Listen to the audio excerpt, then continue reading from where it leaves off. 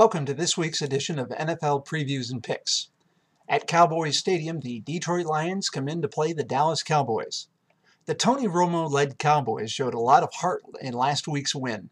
What they did not show was a whole lot of offense.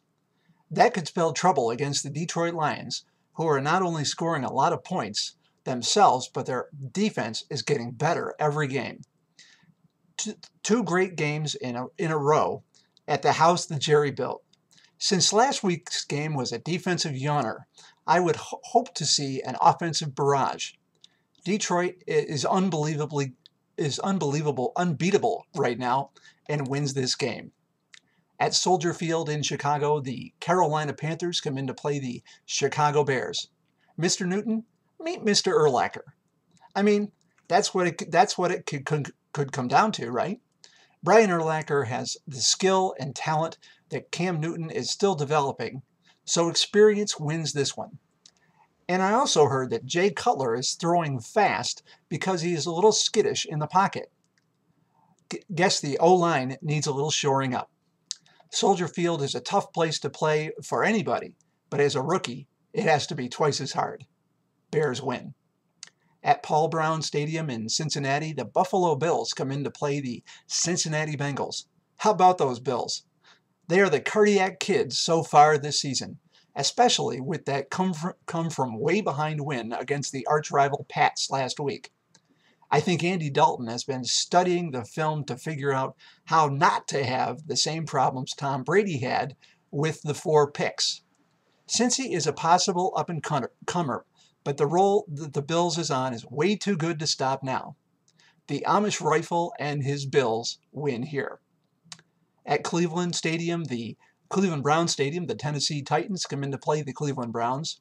Like I have said here before, the Browns are making strides with Colt McCoy and Peyton Hillis.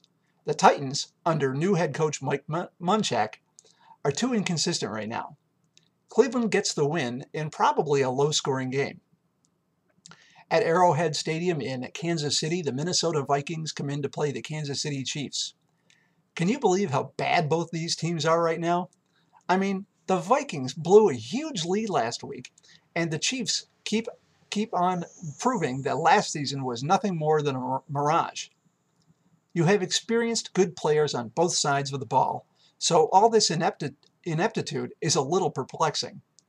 I think Minnesota is the more talented team, but I'm giving the win to KC. Hey, somebody has to win, and it might as well be the team with the best-smelling stadium in the NFL. At the Edward Jones Dome in St. Louis, the Washington Redskins come in to play the St. Louis Rams. The Redskins are actually playing pretty well right now. As proven by last week, they have a ways to go. They are slowly adapting to the Mike Shanahan style of offense, which is a proven winner. See John Elway. As for the Rams, they looked like they could really be a force to be reckoned with last year. This year, not so much. Sam Bradford seems to be seeing a lot of turf lately. Got to keep the franchise quarterback upright, guys. The fast track at the Dome won't mean much to the Redskins, but they should get the win here. At Everbank Field in Jacksonville, the New Orleans Saints come in to play the Jacksonville Jaguars. Blaine Gabbert got his first start last week against the Panthers.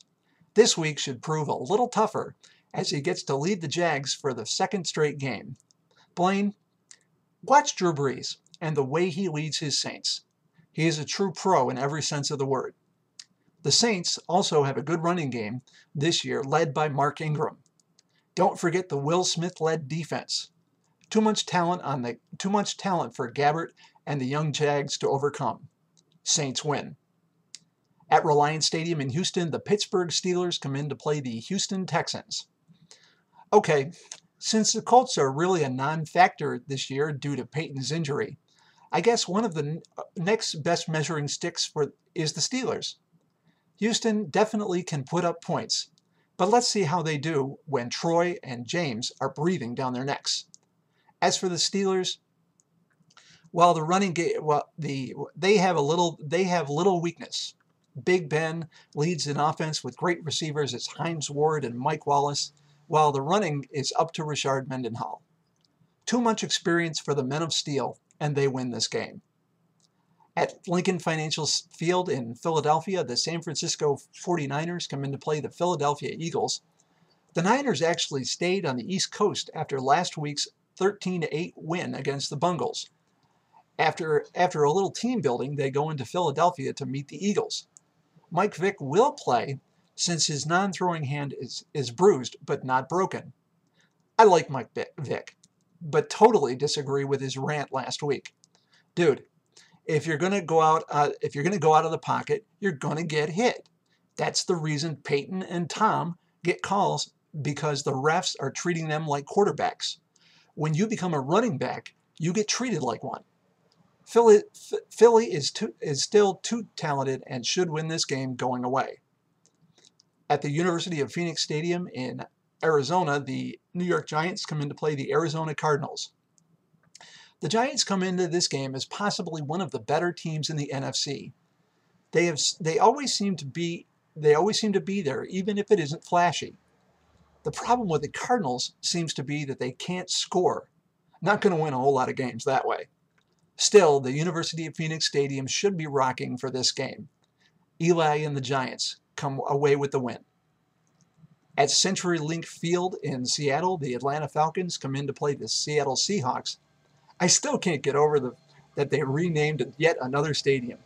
Anyway, Seattle is having one of those years they hope to forget, and the Falcons are right in the thick of things.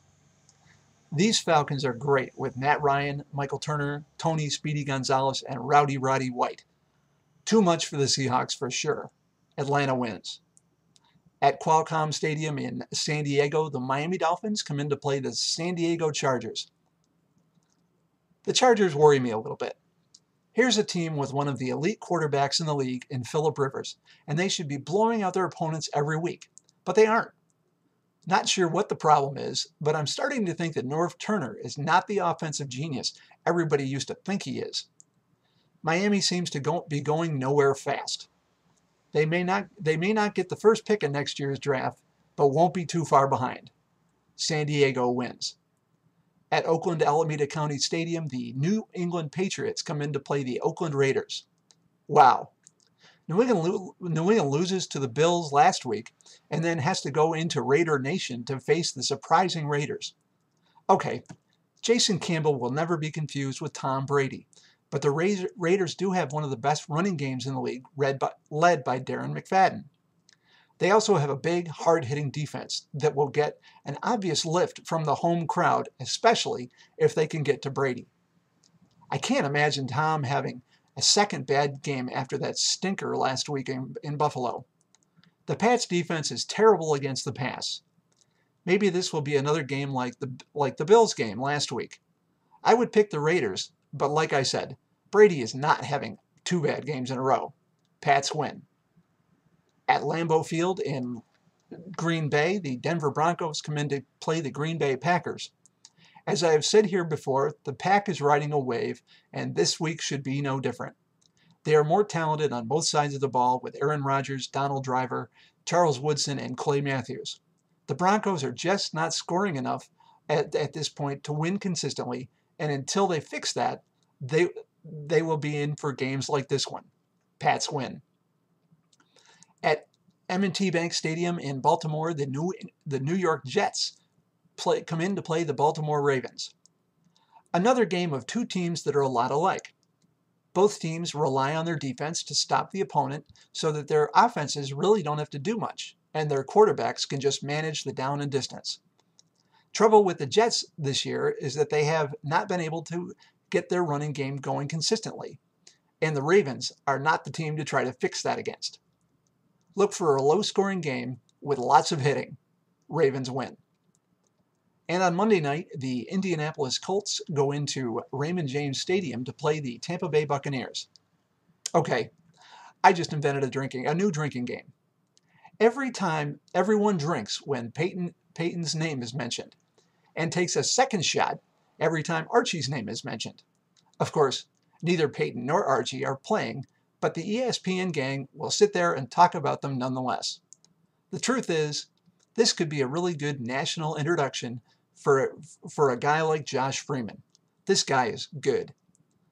As I have reluctantly all season, I have picked against the Colts due to Peyton's being out. Won't stray from that here. Bucks win. And there you have it. This week, NFL previews and picks.